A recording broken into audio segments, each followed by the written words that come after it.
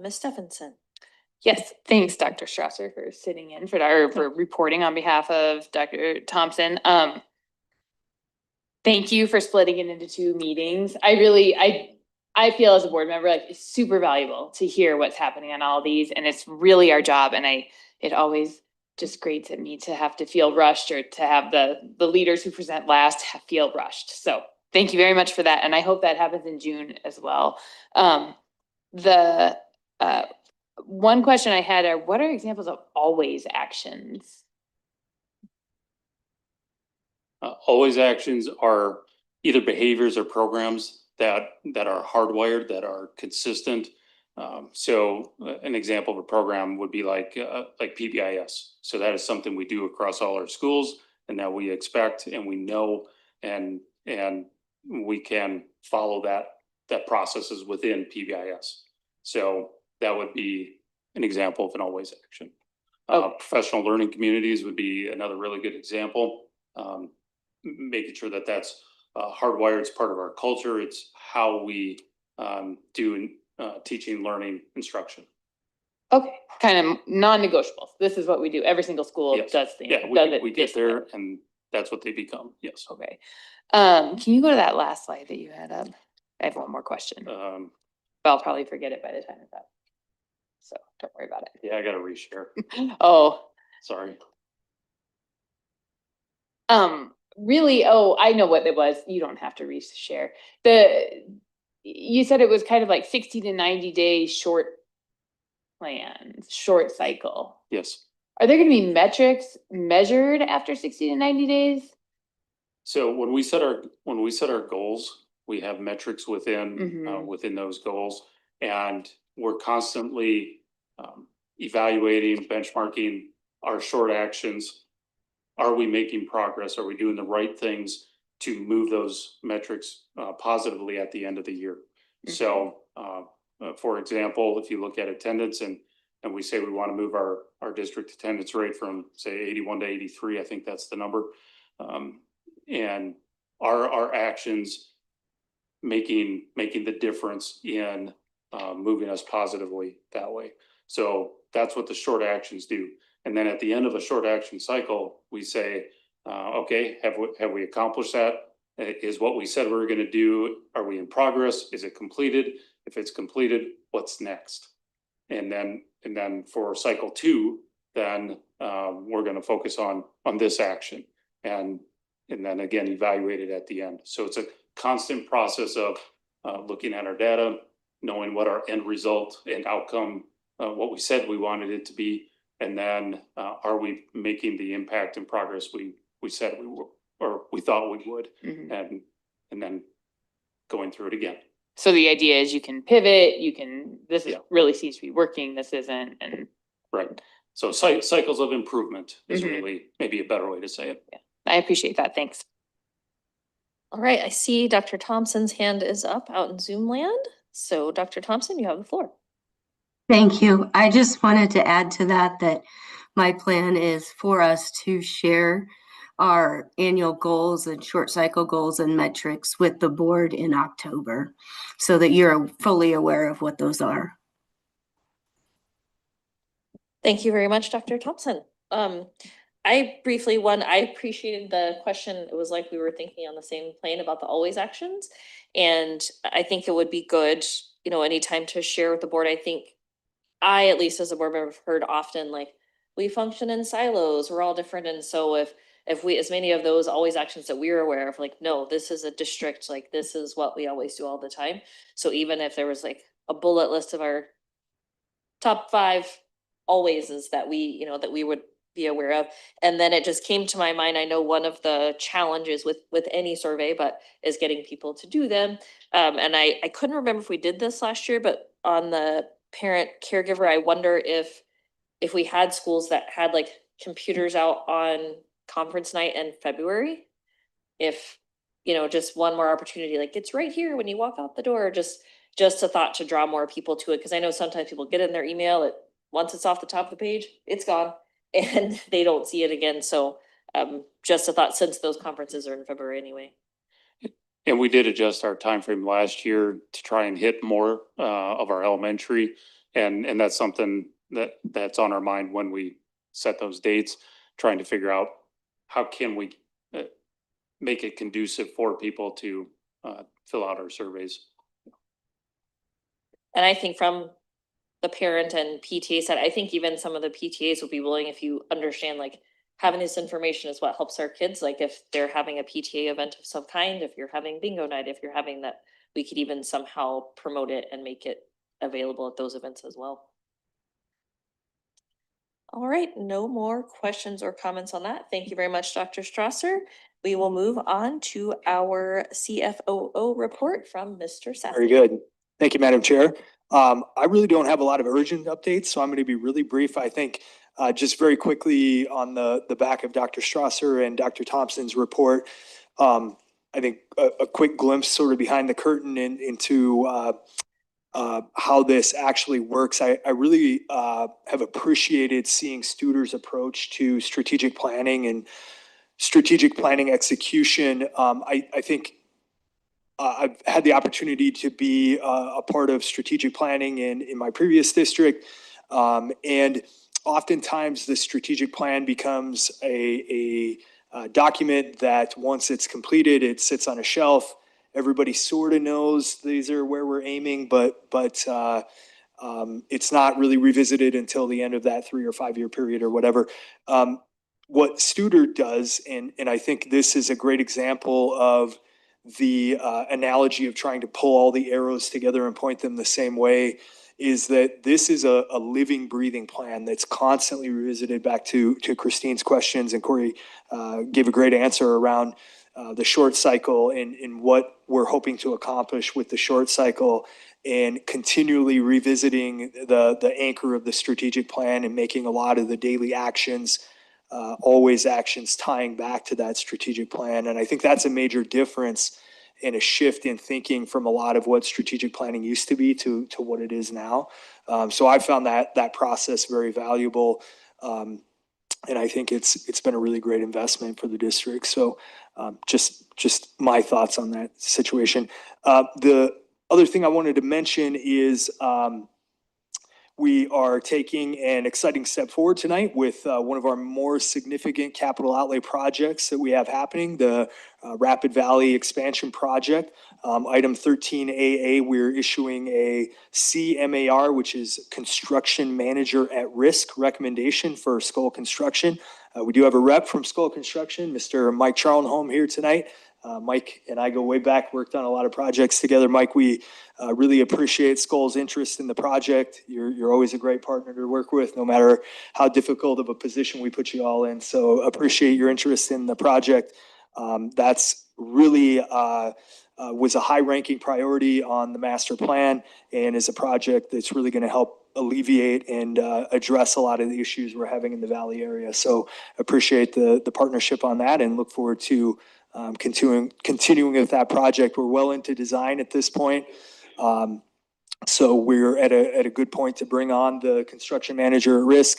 That will allow that firm to be part of the planning process and the design process as well, which in my opinion, on the back end of things, really helps to avoid complications when we actually get started on the project in terms of shovels in the dirt. It helps us avoid a lot of those issues that otherwise would not be looked at by the construction management company until after the design process was completed. So I'm a big proponent of the CMAR model. I think it does a lot of really great things, not only for the district, but for all the partners involved, both on the design side and the construction side. So looking forward to that. I think that's a great step forward in a really big project that's going to help address a lot of issues that we're experiencing. So that's really all I have, Madam Chair. It's a short night for me, so happy to answer any questions that the board might have.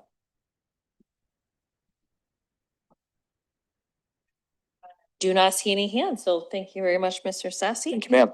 And we're moving to Facilities Committee update, and I just want to briefly explain, so I know a lot of times committee updates are at the end, but also a lot of times people are completely brain fried by that point. And we felt as a board that this is a really pertinent information for the public and wanted to bring it forward early in the agenda instead of later. So that's why Facilities gets its own standalone spot on the agenda. So I believe Ms. Urban is going to give us an update. Thank you. And really, this is kind of an update from our, oh, that was the outside. Really, this is an update from our board retreat on September 8th. We had a lot of discussion around a potential bond issue. And we wanted to make sure that the community kind of has an update on where we're going. Nothing has been officially voted on. That will come next month. However, we had some pretty robust conversation, and I believe that as a board, we have we have consensus. So I'm excited about that. I think we're working together really well. I have prepared a statement just for this report on the board retreat. For most in our community, the need to address large-scale facility challenges in Rapid City area schools is no surprise. Many of our schools were built in the 1950s and 60s during a time of tremendous growth. Since that time, the district has worked hard to maintain those buildings and has invested in new schools with district funds. Still, our facility needs continue to grow, and educational programming has changed significantly. That's why last year, the board hired Co-op Architecture to conduct a comprehensive facility study and develop a master plan. That plan was unveiled last spring, and since then, the board has reviewed it carefully and sought additional community feedback. And now we are ready to move forward. In South Dakota, large-scale facility projects are funded through bond referendums. While the district has built up its capital outlay fund, those dollars alone cannot cover the most pressing projects in a timely way. With that in mind, the board intends to ask the community to support a bond. If approved, it will address the district's most urgent safety and security needs, upgrade HVAC systems in numerous buildings, preserve neighborhood elementary schools, and fund the construction of a new elementary school. This request that we're considering is about 15% lower than our initial proposal. We reduced that amount after hearing concerns from community members about the cost. So we are still working to keep the critical needs in focus, but again, be responsive to the people in our community who took the survey. In the months ahead, we will focus on educating the community about our facilities, the specifics of this proposal, and its impact on students, staff, and families. We look forward to welcoming community members on school tours, hosting informational sessions, and continuing this conversation. The board will vote next month to place the measure on the June ballot. With that, a detailed bond plan will be shared. We are grateful to the many people who shared input during this process, and we're excited to take the next step. Our students and staff deserve facilities that meet their needs and reflect the pride that this community has in its schools. Thank you very much, Ms. Urban. I think that clearly expressed many things that this board believes in, and I feel that we are very united in what we want for our kids and for our community. Are there any board members with questions or comments after the facilities committee update? I feel like we kind of hashed it out last week, so we probably don't have a lot to say, which is a good thing. So, all right, thank you very much, Mrs. Urban, and for the facilities committee. I know you guys work really, really hard, so we're very appreciative of you guys. There are no conflicts of interest to my knowledge, so then we will move on to policies, procedures, and procedures and exhibits first reading, and that's item 11. Is there any item that any board member would like pulled? Seeing none, I would need a motion and a second to approve the first reading of item 11, RCS policies, procedures, and exhibits. I'll motion. All right, it has been motioned by Ms. Urban, seconded by Mr. Swan to approve item 11. All in favor, say aye. Aye. Aye. Any opposed? Motion passes. All right, we're moving on to item 12, approval of proposed agreements. Is there any agreement, either item A or B, that any board member would like pulled or to discuss? Looks like no. With that, need a motion and a second to approve item 12, the proposed agreements. Motion by Ms. Stephenson, seconded by Mr. Swan. All in favor of approving item 12, say aye. Aye. Any opposed? Motion carries. And now we move on to item number 13, the consent agenda. Again, is there anything that any board member would like pulled or would like to discuss? I would like to pull 13E. Letter E, just since President Carr's here, Echo, I believe. Mr. Swan, is that correct? Is it And the- Echo? Okay, all right. So we have Echo that is pulled. Is there anything else that anyone would like to pull? No, that being said, I need a motion and a second to approve item 13 without item E. Motion and seconded. So it's a motion and seconded to approve the proposed consent agenda without item E. Echo, all in favor? Aye. Any opposed? Motion carries. And so now I need a motion to approve item E, federal program contracts. All right, it's been motioned and I'll second and seconded to approve item E, federal program contracts. Any discussion? Yeah, I would like to just have some questions answered publicly about the specifics of this contract. And maybe there's others out there that might have some questions too. First, I actually have 6 questions. First of all, why Knollwood? Why only Knollwood? 2, when and how often are these workshops and presentations being offered? Before school, during school, after school, evenings? Who is the audience? Student, teachers, parents, the public, all of the above? What is being presented? How is it being funded? And what are the credentials of Star Chief Eagle? Yes, if you don't mind, I'm sorry, Go Vice Go Chair ahead. Clappin. Yep, If I I- was going to say, I think Director Strong would be the best person to answer those questions. Thank you very much, Vice Chair. Thank you, Ms. Moore. I appreciate your questions. I also appreciate our conversation this afternoon regarding your concerns. Thank you very much for that phone call.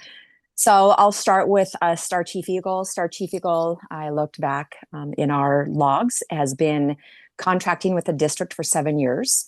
She is a nationally acclaimed hoop dancer that hails from the Standing Rock Indian Reservation of Lakota. The reason why she is presenting only at Knollwood is because only Knollwood is paying for her presentation services at that time. Knollwood is using their Title I Family and Community Engagement funds as part of their family and community engagement evening that they have planned for that evening. Our Title I schools are required by law to host 3 family and community engagement evenings throughout the year. Knollwood traditionally has hosted one every month. And as a result, Knollwood Elementary School has a very high attendance and a very active parent participation with their family and community engagement nights. Throughout the year, they have various themes that they offer. One is usually a cultural evening, such as this one with Star Chief Eagle. They have a literacy night. They usually have a STEM night. They have a math night. They have a cultural foods nights. So their themes vary throughout the year, as well as their times vary throughout the day. Sometimes they have family engagement where they offer donuts with dad in the morning. Sometimes their events are in the afternoon. There is no set criteria of when their engagement needs or should be offered, as long as it is at a time that is prudent and appropriate for the type of engagement that they are hosting or putting on. As with all of our Title I schools in the district, their times vary on which they offer. However, the audience is always to, as the event says, family and community engagement, is to offer a time for families, parents, guardians, loved ones, and the community to come into the school, regardless of what school it is, and look around and be a part of the culture and the expectations of that building.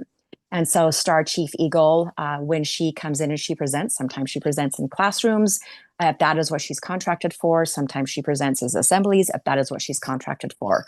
However, this contract is specifically for a family and community engagement night at Knollwood Elementary. So she will come in, she will dance for about 20 minutes, and then she will give a lesson on the history and the historical and cultural value and importance of her amazing hoop dance that she provides Then she will offer many workshops to family and community engagement, where she will teach some beading, she will teach some ledger art, and then she will teach also some historic hoop decorating, and each family will be able to leave that evening with something in hand. She also provides all the supplies, which we know that glass beads are not cheap. Neither are hoops, and neither are pieces of ledger paper. So again, we have been contracting with Star Chief Eagle for numerous years, highly qualified as a nationally acclaimed hoop dancer, traditional hoop dancer, especially among the Lakota communities. There is not, since in my time with Rapid City Area Schools, there has not been a time nor a school that she has not presented in. Again, she's only presenting at NOLA this time because NOLA is the only one that asked her to present specifically for this purpose.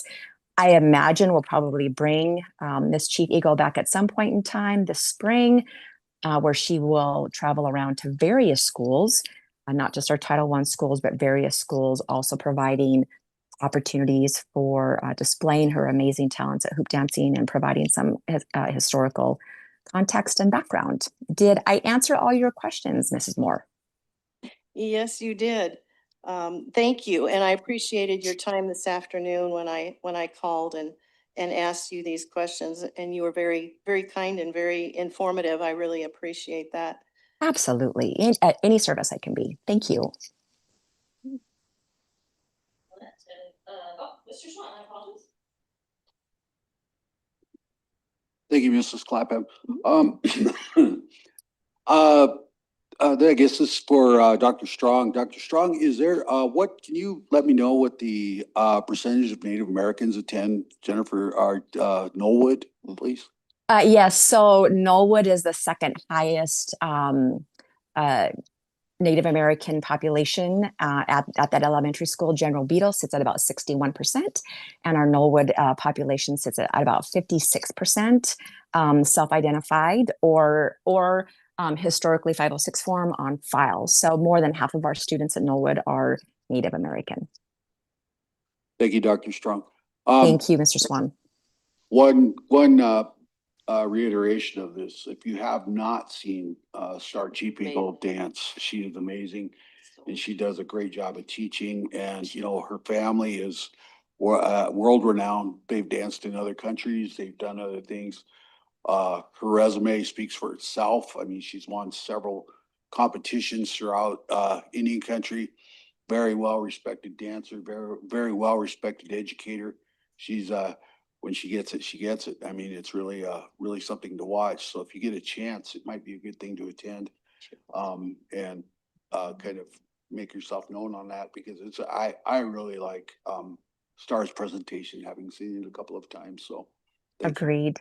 Board, would you like me to send you the date for that evening where Star Chief Eagle will be in town at Knollwood Elementary? That would be wonderful.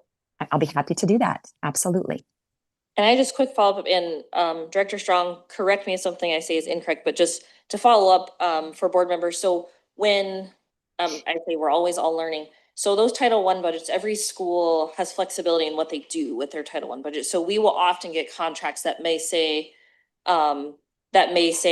this specific school or that specific school. And it's giving our building leaders the flexibility to say, this is something my school really needs. So when you see, most of the time, when you see federal contracts for one specific school or one specific thing, and why is it this one, not that one, as much as always actions are important, at the same time, our building leaders know their schools and know their families, and they know what works and they know what's most effective. And so that's why sometimes you'll see, well, why is only this school? That's why their title budget, they get to decide kind of where those things go and what they do with those. So that would be when you see those pop up. But yes, I got to watch Miss Star Eagle, and she was expecting at the time, and she was doing things that I couldn't do on two legs in my 20s. So she is definitely pretty impressive. And I think my daughter talked about it for probably 3 days continuously. Yes, ma'am. And to provide further clarification, Madam Vice Chair, it is specifically to Title I funds, knowing that all schools have access to Title II, Title IV, and Title VI funds. So our specific Title I schools provide the supplemental actions and criteria, especially since they have a higher requirement for federal reporting. They also have a little bit more fund and allowability to provide that extra supplementation, where we will have schools, for instance, any school can access our Title VI fund opportunities to bring guest speakers in. For instance, we'll have guest speakers at Central High School over the course of the month of October, coming into the high school classes, discussing various politics and policies on Native American histories. And so we'll be accessing some of those as well over the course. But it's Title I, as you said, Vice President Clapham, that can really access those specific supplemental opportunities. So yes, thank you very much for your support. All right, is there any further discussion on item E? I just really, really, really wish it had put more information into this wording, because as it stands, it's too vague for me to say yes to. It doesn't even say family and community engagement, that's what it's for. And so if it was for ballroom dancing and marriage counseling workshop, I would still probably say no, because it just doesn't have enough information on it for me to say yes. So. Absolutely. And I will ensure that in the future, we will be sure to note that is what it is supporting in any of our schools.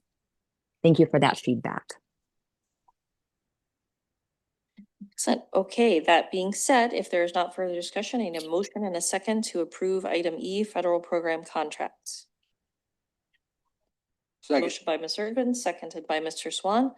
All in favor of item E, federal program contracts, say aye. Aye. Aye. Any opposed? No. All right, I don't think, do we have to?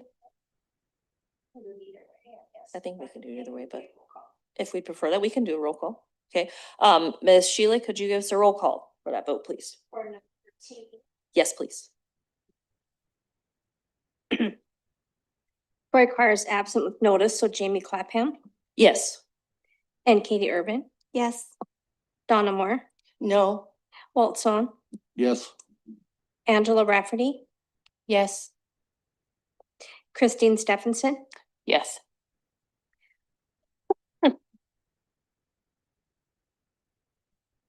Roll, it's 5-0.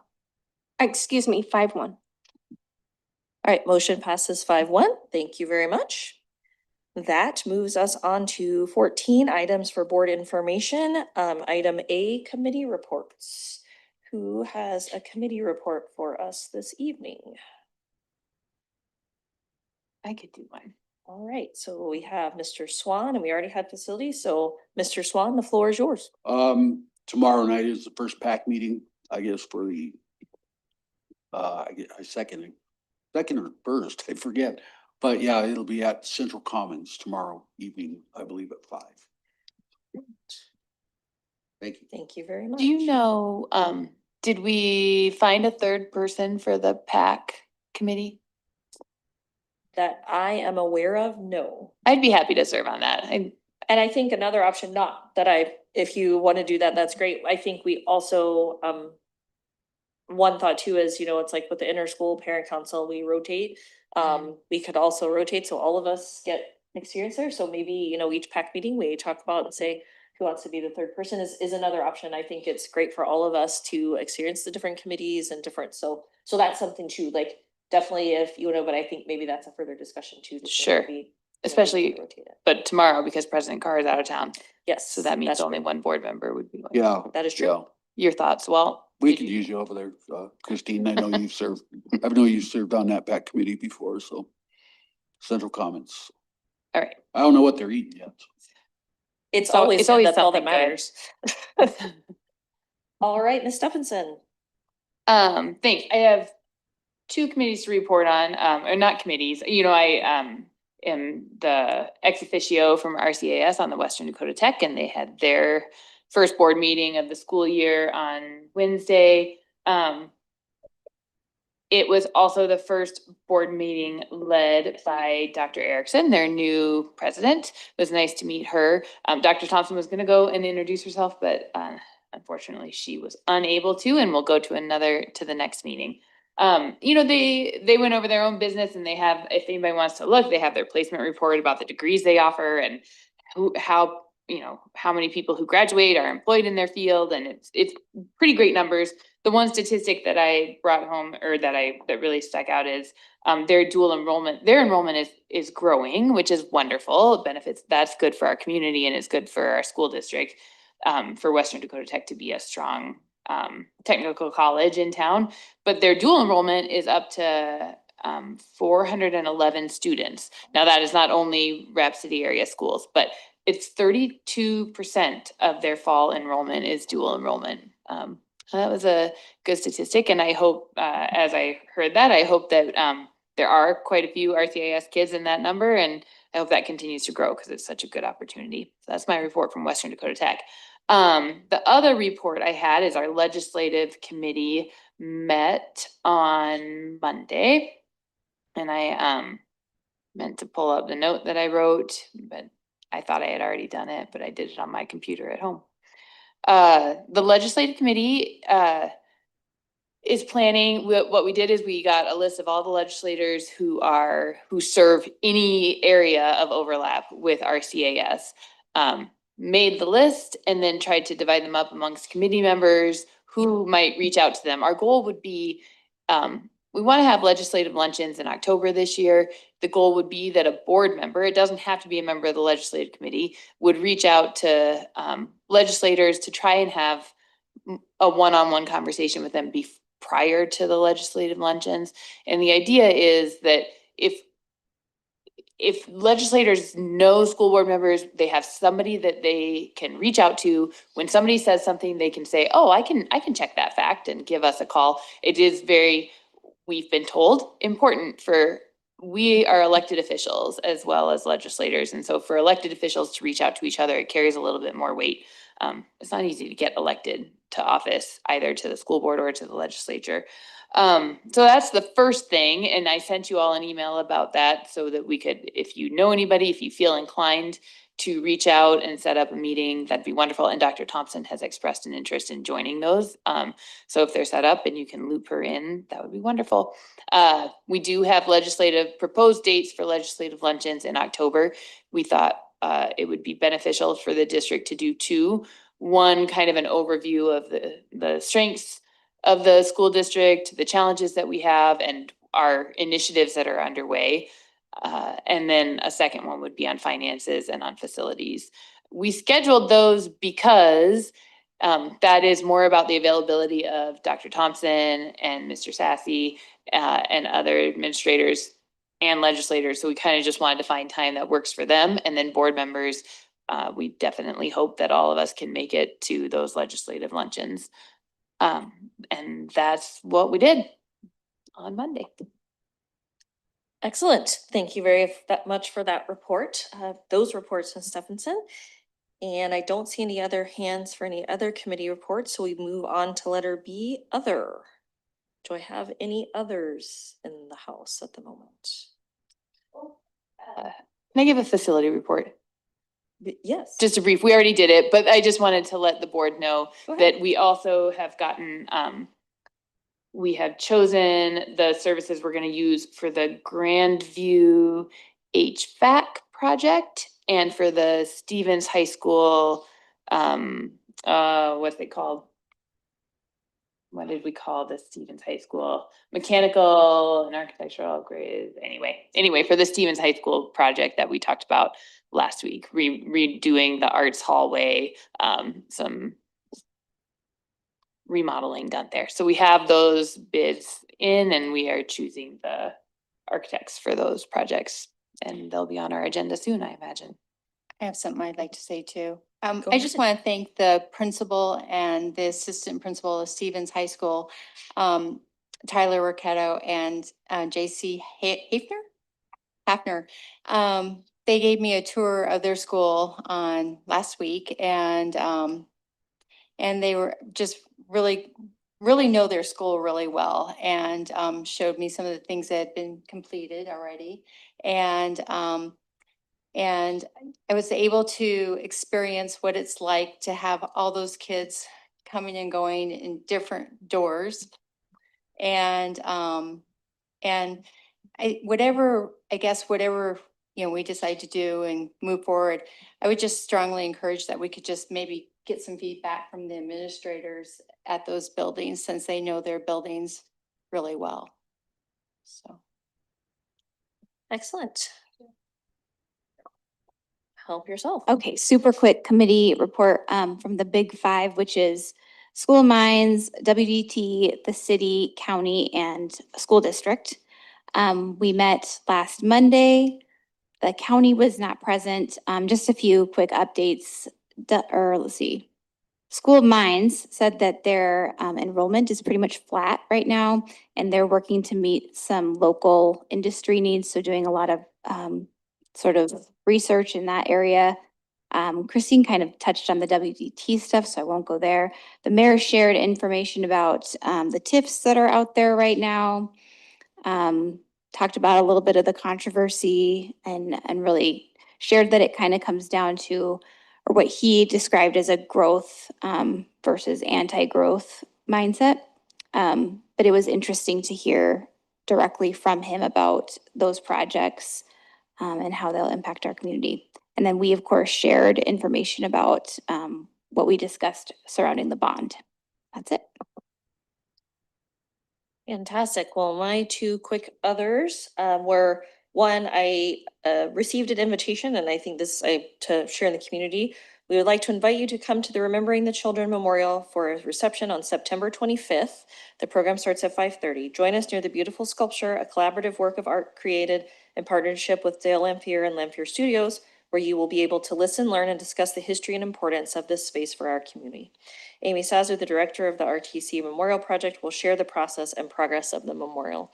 So that's something that's really been in the works for a long time and continues to be in the works, and is located very near west on our property at Canyon Lake. So it really is an integral part of this district and the history of our district and students in our district. So it does coincide with the same night, I believe, as the Central Stevens volleyball games, but I know the varsity ones start a little later, but so that would be a great event to, yeah. And I also just wanted to say a thanks again to the departments at Monument who donated school supplies, and just to like show our community the needs and how those needs are being met. So Sarah Hornick was gracious enough to take them all to the Public School Foundation, and she said, I'll create like a store and people can give. She said, well, when she sent out the email to say I have these things, she got over 100 responses in 45 minutes of we need to. So that just tells you like how critical that support and those donations are. That I said within 45 minutes she was completely overwhelmed. So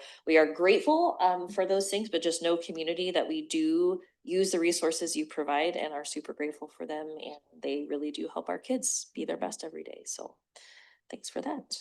Jamie, what time is the Remember the Children? So On the Thursday, the 25th. Yes. The program commences at 5:30. I think there's just kind of mingling and social starts at 5. Okay, thank you. You're welcome. All right, if there were no other comments or others, I would take a motion to adjourn. All right, it's been moved by Ms. Urban and seconded by Mr. Swan. Any discussion? I'm not entertaining discussion. All in favor of adjournment, say aye. Aye. All right. We are adjourned.